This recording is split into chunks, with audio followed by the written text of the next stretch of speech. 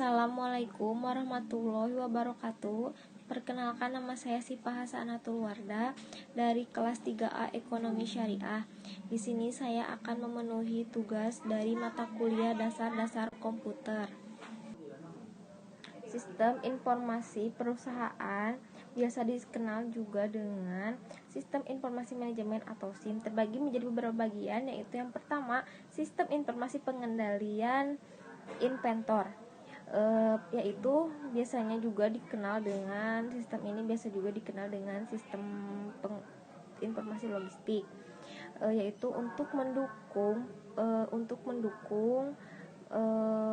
dalam menyediakan informasi tentang persediaan barang.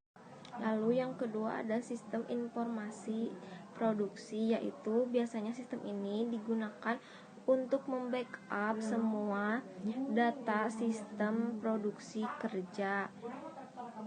Lalu yang ketiga ada sistem informasi keuangan. Biasanya sistem informasi ini digunakan untuk mendukung pengelolaan laporan-laporan keuangan. Yang keempat yaitu ada sistem sumber daya.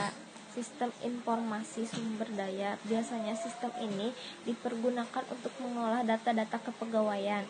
Yaitu yang terakhir ada sistem pemasaran. Biasanya sistem ini dipergunakan untuk mendukung sistem kerja pemasaran. Lalu ada perkembangan teknologi informasi, yaitu digunakan untuk berkomunikasi dengan sesamanya. Diawali dengan menggunakan peralatan sederhana, yaitu dengan menggunakan batu sebagai alat tulis. Lalu dengan seiring berkembangnya peradaban manusia, mulailah menggunakan lempengan tanah, kulit hewan, kulit kayu, dan yang terakhir menggunakan media kertas. Pada perkembangan selanjutnya, tulisan tidak hanya berfungsi sebagai alat dokumentasi, tetapi tulisan juga berfungsi sebagai alat perhitungan dengan dipergunakannya bilangan.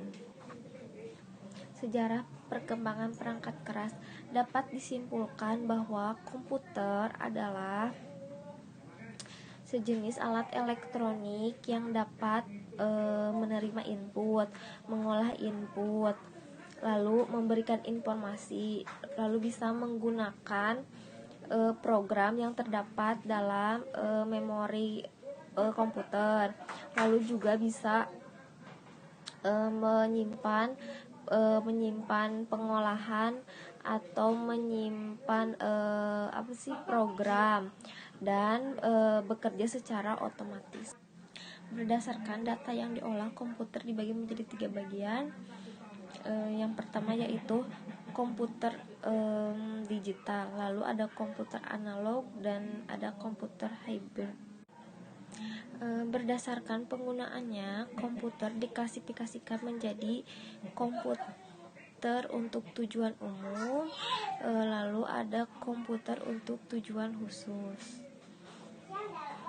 Berdasarkan kapasitas dan ukurannya, komputer diklasifikasikan menjadi, yaitu yang pertama ada komputer mini, komputer mikro, komputer menengah, komputer kecil, komputer super.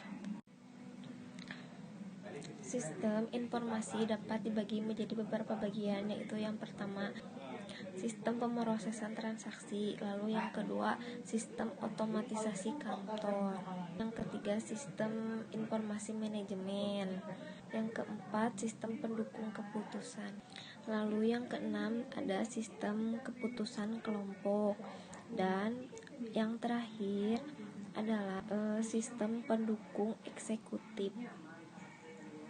Definisi manajemen adalah yaitu pengolahan, perencanaan, pengarahan, pelaksanaan, dan pengawasan usaha-usaha secara sistematik dan efektif.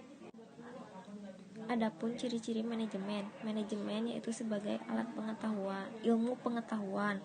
Lalu ada manajemen sebagai suatu sistem, lalu ada manajemen sebagai suatu fungsi, lalu ada manajemen sebagai suatu proses. Lalu ada juga manajemen sebagai suatu proses, dan juga ada manajemen sebagai suatu kumpulan orang. Sarana manajemen yang pertamanya itu ada manusia, lalu ada uang, ada materi, ada alat, metode, dan yang terakhir yaitu pasar. Sekian penampilan video dari saya. Kurang dan lebihnya mohon dimaafkan.